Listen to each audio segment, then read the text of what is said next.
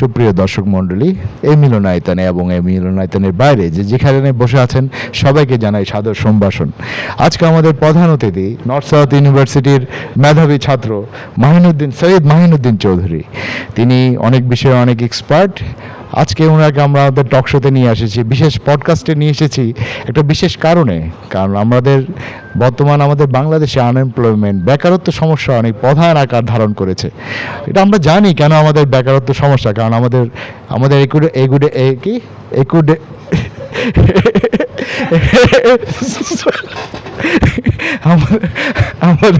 আমাদের শিক্ষা কারিকুলাম বা এডুকেশনাল সিলেবাস আমাদের জব সেক্টরের জন্য মানানসই না। এটা আমরা তো সবাই জানি। এখন আমাদের বিজ্ঞ আলোচককে এই ব্যাপারে কিছু বলার জন্য আমরা অনুরোধ করছি। So mister Syed Mahinuddin Chowdhury, would you like to elaborate something about your discussion? What is your question? My question is that what is the basic factors of unemployment problem of Bangladesh? Thank you. আসলে বাংলাদেশে আসলে unemployment problem যেটা আপনি বলছেন সেটা বাংলাদেশে আসলে নাই। ডাইনামিক মাইক তো মুখের কাছে নিতে হবে। আরো আচ্ছা আমি এখানে তো এদিকে ধরার দরকার নেই, আপনি এটা আচ্ছা আসেন, এদিকে আসেন, বসা আপনি এদিকে আসেন না। প্রথমত বাংলাদেশে যেটা আপনি আনএমপ্লয়মেন্ট বলতেছেন প্রবলেম, সেটা আমার মতে বাংলাদেশে আনএমপ্লয়মেন্ট প্রবলেম নাই। এখন আমার এই কথাটা শুনে আপনার মনে হবে যে এই বেকু এটা কী বলে। আচ্ছা যাই হোক, এটা আনএমপ্লয়মেন্ট প্রবলেম তখনই হয় যখন আপনি নিজেই আনএমপ্লয়েড থাকতে চান। তো আনএমপ্লয়মেন্টের যদি বাংলা করেন তারা কি আত্মনির্ভরশীল, যে নিজের উপর নির্ভরশীল থাকে। এখন আল্লাহ মানুষকে এমনভাবে সৃষ্টি করেছেন যে মানুষ নিজে নিজে কিছু করে খেতে পারবে। এখন যে যদি কেউ অলসতার বসে নিজেরটা নিজে করে, তাহলে সেক্ষেত্রে সে তো আনএমপ্লয়মেন্ট থাকবেই। আর মানুষের জৈবিকভাবে মানুষের দুইটাই গুণ থাকে, আইদার সে হান্টার হয় আর না হলে সে হয় ফার্মার, ঠিক না? হয় সে শিকার করে খাবে আর না হলে চাষ করে খাবে, এই দুইটার মধ্যে একটা। তো যারা শিকারী তারা হয়তো বিভিন্ন দেখবেন আপনার যারা শিকারী টাইপের মনোভাব, তাদের দেখবেন বিভিন্ন কর্পোরেট সেক্টর জব করে ওনারা অনেক শাইন করতে পারবে। কারণ একটা হান্টারের উদ্দেশ্য থাকে আমি আরও ভালো কিছু হান্ট করব, আর একটা ফার্মারের উদ্দেশ্য থাকে আমি যেটা চাষ করতেছি সেই চাষের মধ্যেই থাকবো। বা আপনি আইদার দুইটাই সিলেক্ট করতে পারেন, এবং এই দুইটা পার্সোনালিটির মধ্যে একটা পার্সোনালিটির মধ্যে মানুষ থাকে। তো যেটা বলছিলাম, ধরেন সাপোজ আমরা যে বেকারত্বের কথাও বলছি বাংলাদেশে, সেটা আসছে কেন?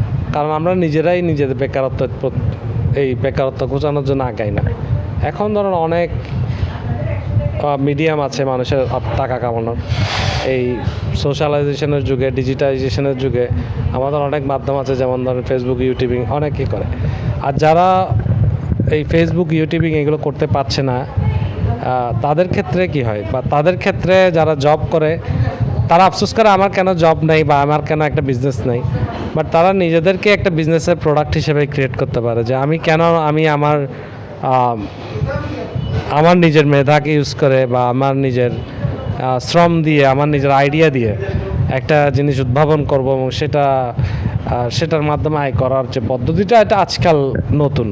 তো তারপরেও যদি কেউ বলে যে বেকারত্বের সমস্যায় পড়তেছে, তাহলে আমি বলবো সেটা সম্পূর্ণ তার ব্যক্তিগত অলসতার কারণে বা ব্যক্তিগত পদক্ষেপ না নেওয়ার কারণে। সো সবাই যে জব করবে, সবাই যে কর্পোরেট হবে সেটা না। যারা কর্পোরেট তারা হচ্ছে হান্টার। আমি আপনাকে প্রথমে বলেছি যে তারা চায় সবচেয়ে উপরে উঠতে।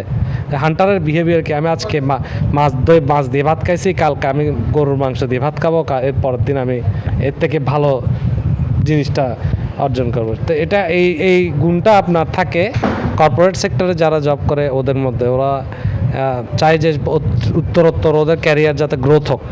বাট অ্যাজ এ ফার্মার হিসেবে আপনি কি করেন, আপনি চাষ করবেন, বাস করবেন, এইটা নিজের চাষ করা খাবার নিজে মানে দুইটাই কিন্তু আপনি আত্মনির্ভরশীল। বাট একটাতে আপনার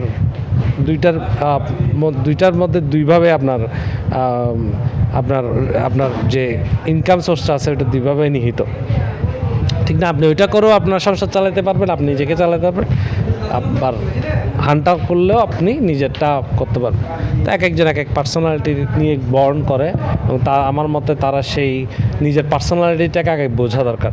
আমরা যখন স্কুলে পড়তাম আমাদের স্কুলের একটা ব্যাচ ছিল যেটা আমাদেরকে পকেটের মধ্যে লাগাইতে হতো, মানে এটা প্রত্যেকটা না লাগালে টিচাররা আমাদেরকে অনেক মারধর করতো, মানে আমাদের ক্লাসে যুক্ত হতো। তো ওই ব্যাচটাতে একটা সুন্দর কথা লেখা ছিল যে আমাদের স্কুলের লোগো সেটাতে লেখা ছিল যে নিজেকে জানো। ইয়েস, নিজেকে জানো, এই কথাটা লেখাচ্ছে। তো আমাদের অনেক নিজেদেরকে জানাটা হচ্ছে অনেক ইম্পর্ট্যান্ট একটা ম্যাটার।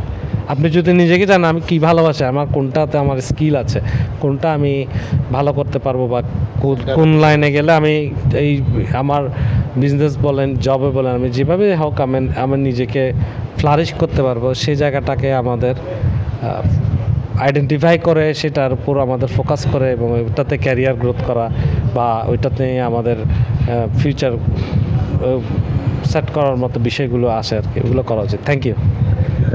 ওকে, না দিও না, আর কেন হইন তো